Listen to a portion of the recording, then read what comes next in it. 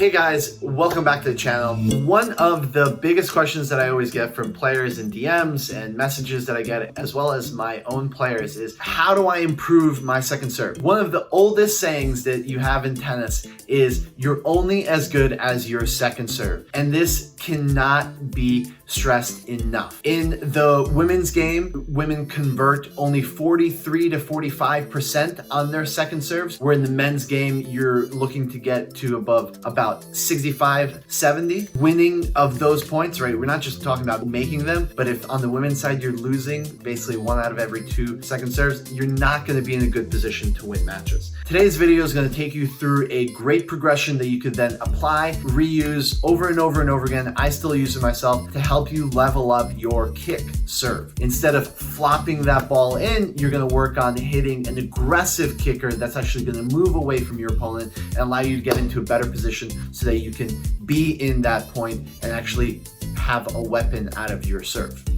Today, we're going to do a kick serve progression. Common misconception on the kick serve is that you have to create a lot of the action with your wrist. And what we're going to focus on today is we're going to take you through a progression where you actually continue to use your throwing motion and that external pronation that naturally happens when you throw to get yourself to get that good action on the serve and really shape the ball and allow it to stay high and go away from your opponent. So the first thing that I like to focus on is checking the grip that the player is going to be using. We're going to go through the simple grip breakdown. So if we're to look at a tennis racket and we have all the bevels moving across, we've got 8 bevels.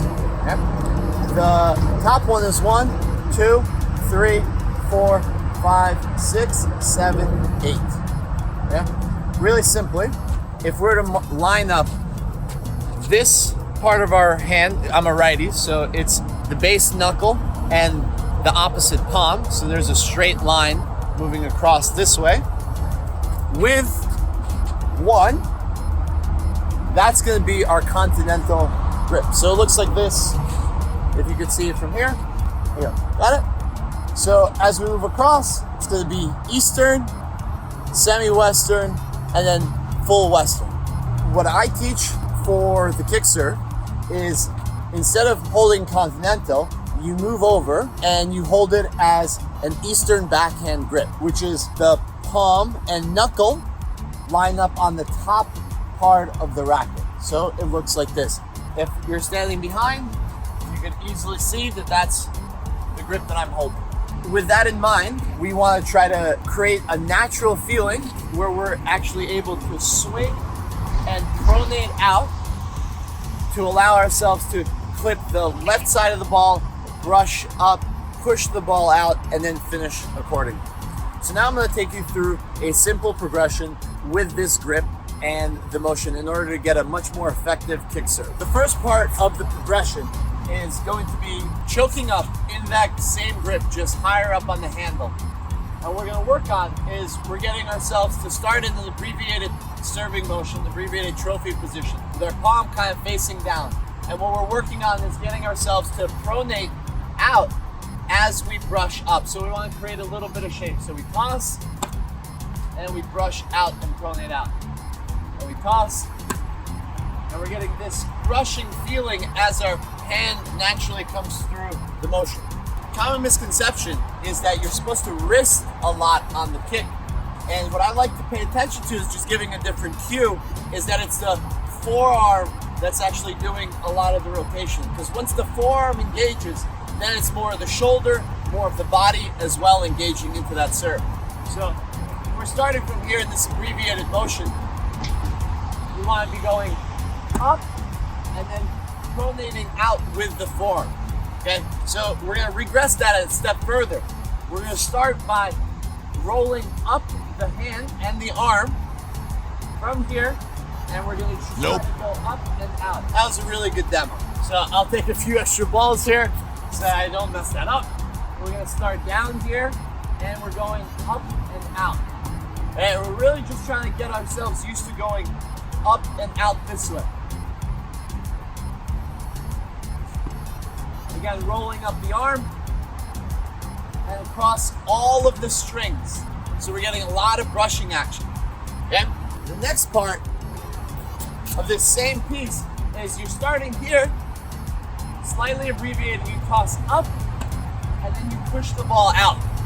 So all I want to see is pushing out. Notice how my arm straightens out at the end. Now, in order to find the service box, we got to actually finish the motion. So a cue that I like to use is finishing with the elbow higher than the racket head. So it looks something like this.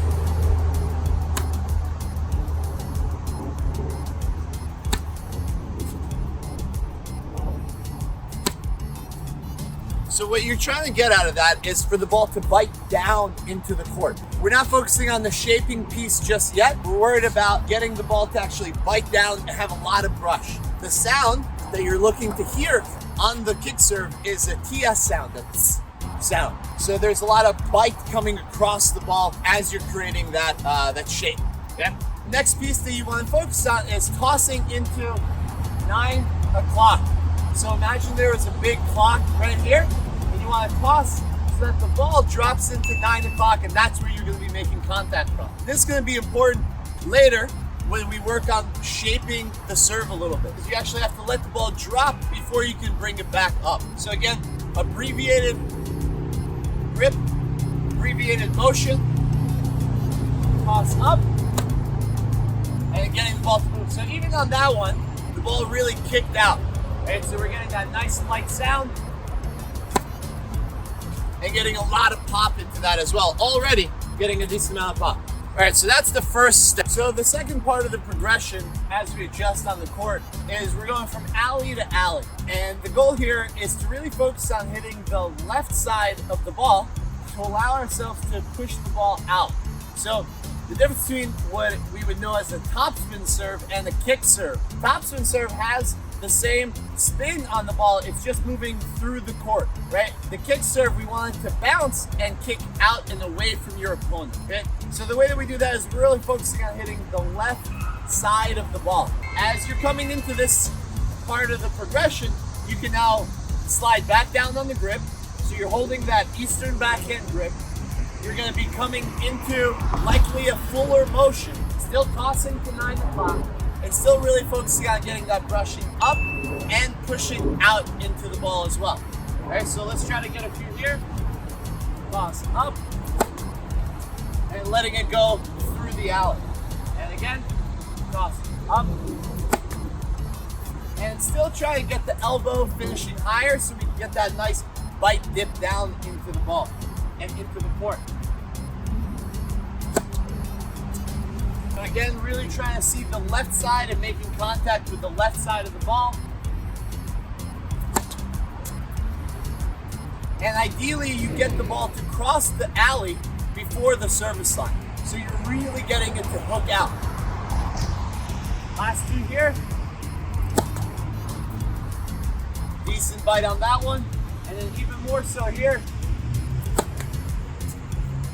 That's a good kick. Okay, so the next piece that we're going to be working on is shaping the serve. So the next part of the progression is really trying to focus on the height that you create on your side of the net. And the big reason there is the higher the ball peaks on your side in the initial shape, the higher the ball will go after it bounces on your opponent's side. And that's a really big part of the kick serve, is making your opponent uncomfortable and getting it up and out of their strike zone so that as a second serve, your kick isn't attackable. So the biggest thing is, again, making that ball peak higher on your side. And the way that we're going to do that is, if you notice, I'm standing back by the fence here, about 15, 20 feet back from the baseline. And what I'm going to be trying to do is go through my entire motion, but I'm really trying to clear twice the height of the fence. So on these courts, there are lights off to the side. There's a lamppost that is a general height of a lamppost. Let's say it's 40 feet.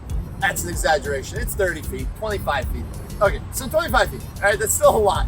What we're trying to get to do, or get the ball to do, is clear the lights. If you're inside, maybe you're playing in a bubble or an indoor facility, you'd be trying to match the shape and height of the ceiling. And that's an exaggeration, but again, we're trying to get the ball to go really, really high up. So if we get this to go from back here, it looks like this. We're gonna be coming up into our motion, and really shaping it. So that one almost hit the back baseline, but it matched the height of the lamp. So I'm gonna do that again, see if I can dip it a little bit more into the court while still having that nice shape. That's pretty good, okay? Again, we wanna focus on going and hitting it at 9 o'clock, and the really good cue that I found is thinking down together and then up together. So you load as the ball comes down and you throw the ball out with your legs and your arms coming and finishing up into the motion. Okay, so again, you're down, up. That's a really good shaped ball. Still trying to get the left side of the ball ever so slightly back here. And pushing the ball up and out. Very nice. And clearing the lamps. That was it. So I'm gonna give you guys a different angle so you can see how high I'm actually hitting this ball. And so it gives you a little bit of perspective as to what you should be aiming for. So I might not be in the shot, but the goal is, again, 15, 20 feet back from the baseline, really creating a lot of shape to this ball. So that one was definitely out. See if we can get back in.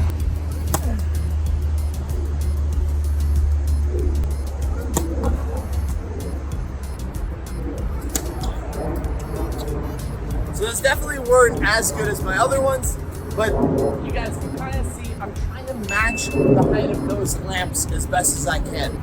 So the final part of this progression is to apply this to what a regular serve would feel. So you want to connect all the different stages that we just did and into a final serve. So what you're going to do is you're going to start about 3/4 court off to the side. You're going to just take your regular kick, trying to connect that Russian up while you're pronating out and shaping the serve. Hitting the left side of it and finishing high. Okay?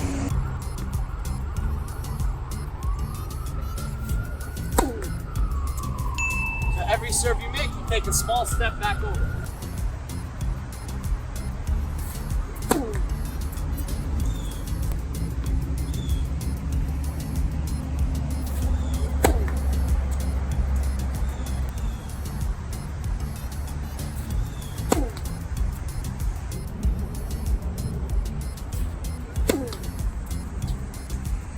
Cool.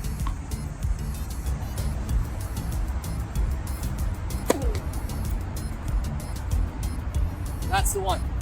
So overall, I think the big thing to take away from how to develop a kick is, again, hitting the left side of the ball is allowed to move, creating height and shape on your side, and making sure that in order to get the action that you want on the ball, you're really starting to incorporate your legs into the motion. So there's this concept of finishing in that scorpion, right? Or having that heel to the sky. That may be the piece that will allow you to get the ball to really bite and come up. In general, I found that working with that Eastern backhand grip is much more effective to creating the heaviness that you want while being able to swing out. And the way that you want to generally train that is you want to learn how to internally, externally pronate and rotate your forearm.